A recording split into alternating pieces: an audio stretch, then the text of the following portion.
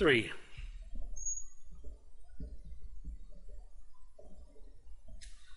All right, here's the polynomial. We're going to bring up the degree of the polynomial to the 4th degree. So this is a quartic polynomial. X to the 4th minus 5x cubed minus 5x squared and plus 23x plus 10. Two assignments here. Part A, we need to find all the zeros. Find all zeros.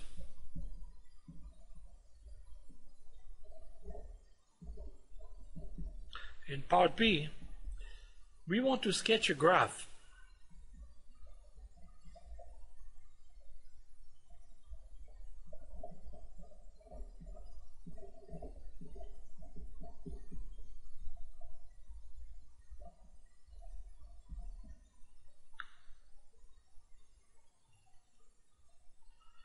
So I didn't write the procedure, but if you remember what we did first. What we did first is we list all possible zeros, right? By looking at the factor of the constant coefficient and the factor of the leading coefficient. So in this case, possible zeros are the following. We're looking at factor of 10, and here we have plus minus 1. 10, 1, 2, 5, 10, right? So we have 4, so we can say that we have plus minus 1, plus minus 2, plus minus 5, and plus minus 10.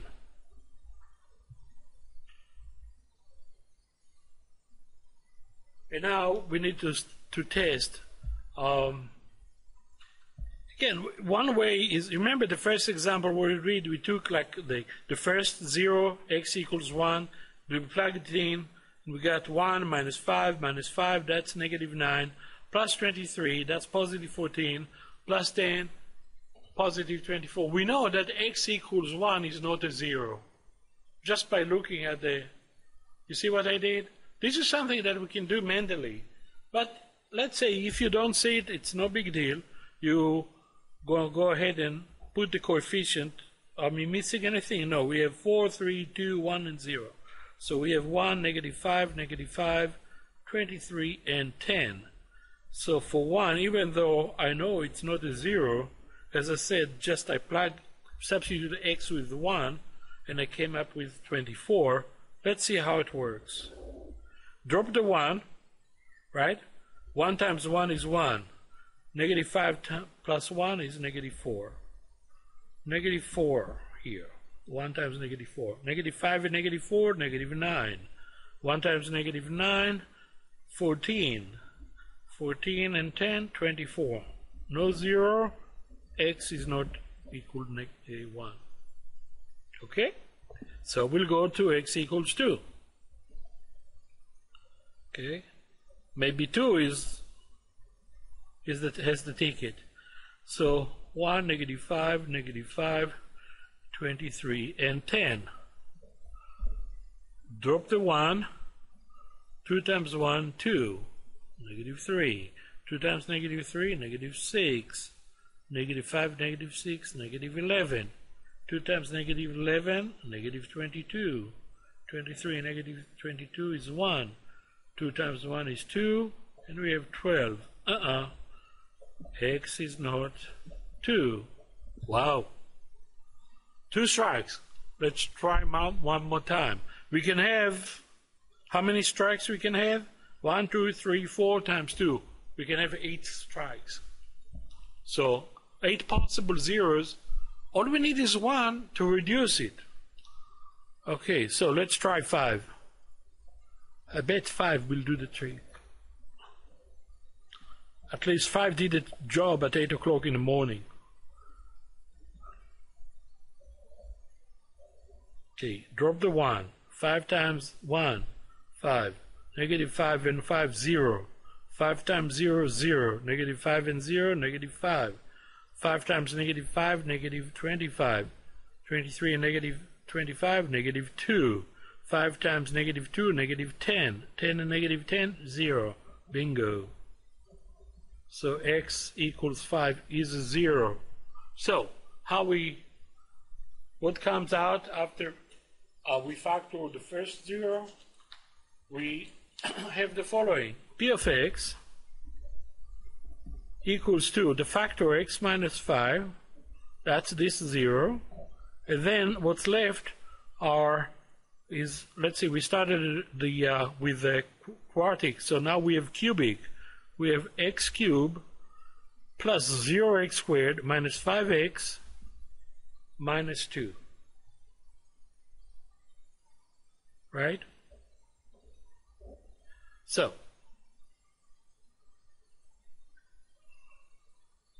now we have another polynomial.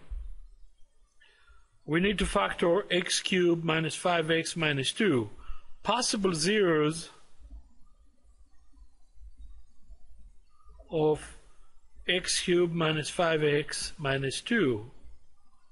Right? What are those? 2 and 1, right? Negative 2 and 1. So we have plus minus 1 and plus minus 2. That's it. 4. But really, we ruled out the 1 and we ruled out the 2. Remember? Right here, we verified that x equals 1 and x equals 2 are not in the game. So we have ruled out x equals 1 and 2. So what we have for possible zeros,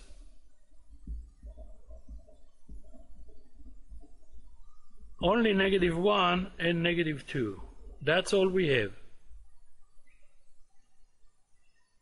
So you see, it's not that bad. So we'll try negative 1 and see what happens. The coefficient 1, 0, negative 5, and negative 2.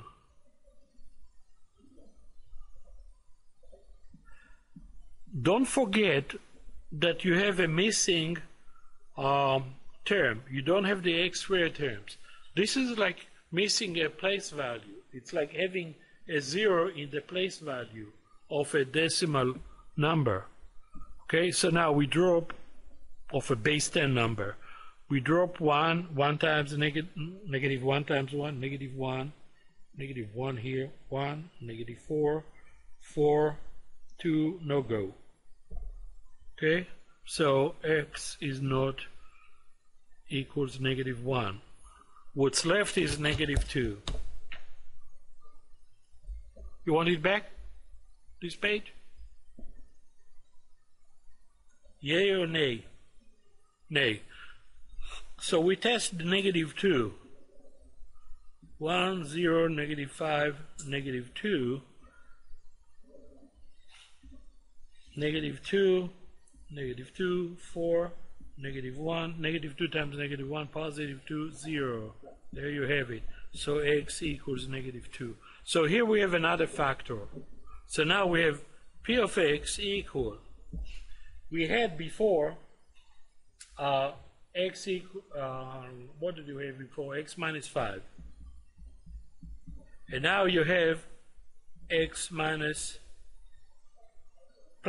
minus negative 2, so x plus 2, and what's left is x squared minus 2x minus 1, right?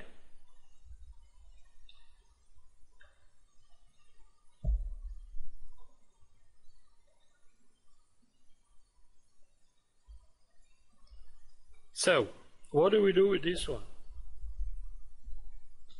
That's not negative 1, negative 1. Okay? Basically, what we need to do now is we need to solve. This is not factorable. This is a prime quadratic. Okay? Because negative 1 is 1 times negative 1. And you cannot get negative 2 if you have 1 and negative 1. You get 0, right? So we need to solve the prime quadratic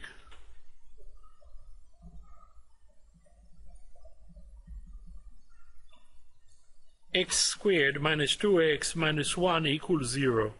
Now we can solve it by We cannot solve it by factoring because it's prime. So what we have, the two methods that are available to us are quadratic formula or completing the square. But quadratic formula is a shortcut of completing the square. They're the same. So we solve by completing the square. Plus, I want to refresh your knowledge on this technique. So let's see, completing the square. So we look at x squared minus 2x minus 1. I'm saying this is x squared minus 2x. What do I need to add to have a perfect square trinomial? What number will be here so that we have something like x minus something squared plus 1, right? This will give me x minus 1 squared. So because I'm adding 1, I need to subtract 1, plus I have the negative 1, which is the original one. Okay?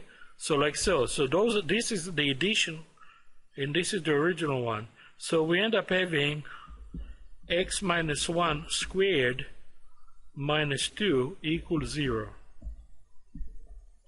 Okay? So,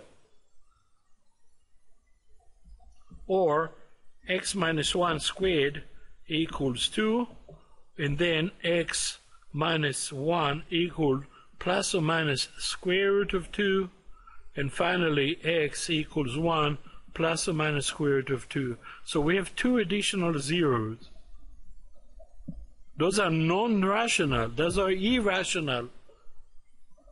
So two additional irrational zeros.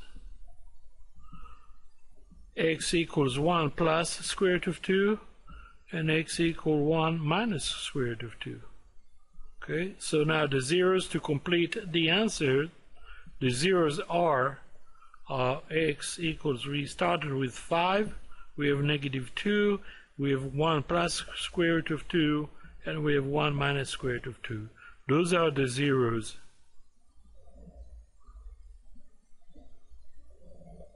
Now, here's the thing. You get to do it with a calculator. Square root of 2 is 1.414 dot dot dot. So, depends how many decimal places you want to go. But you can go to 1.4, 1.41, or so forth. But you'll never get an exact solution because this is a non-terminated, non-repeated decimal form. It's irrational. So the best you can do is approximate. Okay? That's where the calculator or any kind of computer algebra system shortchanging the solution. For part B, we want to sketch the graph. Okay? So we're going to start with the zeros, but we know that square root of 2, here I'm going to approximate. Square root of 2 will be approximated as 1.4. Okay? So the zeros are, if I go from left to right, I start at negative 2. The next one, the 1 minus 1.4, is negative 0.4. The next one will be 1 plus square root of 2, or 1 plus 1.4 will be 2.4, and the last one will be 5. So this is an approximation of the zeros. Okay? What else we know? We know that what is the y-intercept? Well, the y-intercept is p of 0. Well, if you remember where we started with, this is the start of the exercise. P of 0 is going to be always going to be the constant term, because when x equals 0, you lose all other terms except the last one. So P of 0 is 10. We got that part? What else we need to know? What about the long-term behavior? Well, if you look at the long-term behavior, you say the following. There are two things to consider. One, these two are zeros and y-intercept are considered to be short-term behavior. 2 points. One is that the order that this is a fourth degree polynomial, and 2, the leading coefficient a sub 4 equals 1, which is positive. So this tells you the following. This tells you that both endpoints goes in the same direction, and because the leading coefficient positive both goes up, and you have this touchdown signal. So we're going to say that x goes to infinity lead to y go to infinity, and x goes to negative infinity also leads to y goes to infinity, both going up. And I think with these three things, the zero, the y-intercept, and what happened when x is large number, either large negative or large positive number, we have enough information to sketch a possible or a qualitative kind of graph of the polynomial. And it goes like this. Okay. I'm not going to sketch it to scale because the y-intercept is 10, and I just don't want to use so much space on the paper. So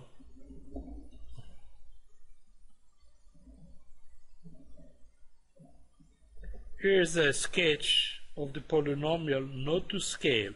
So to the left we need to go as far as negative 2. To the right we need to go as far as 5.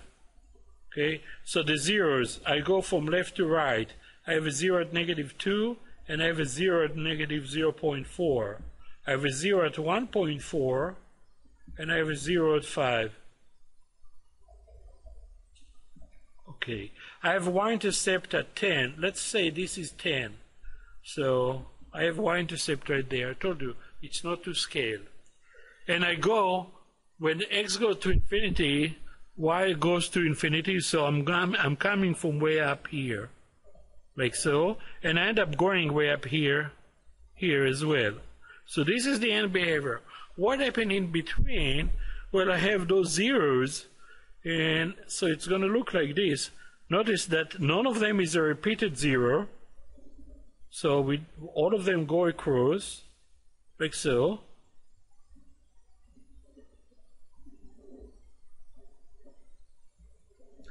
So this is how it's going to look like. And yeah, you're absolutely correct. I meant 2.4, so let's change it to 2.4. That's where it is 0, not 1.4. You have keen eyes.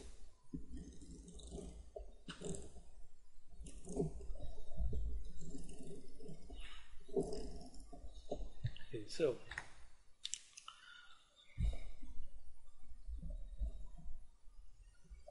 So 1, 2, and it's 2.4. So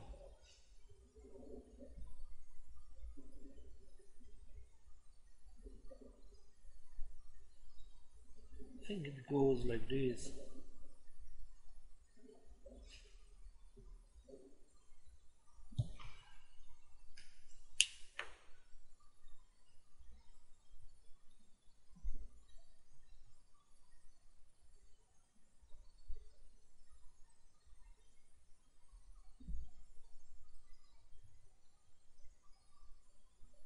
Here we go.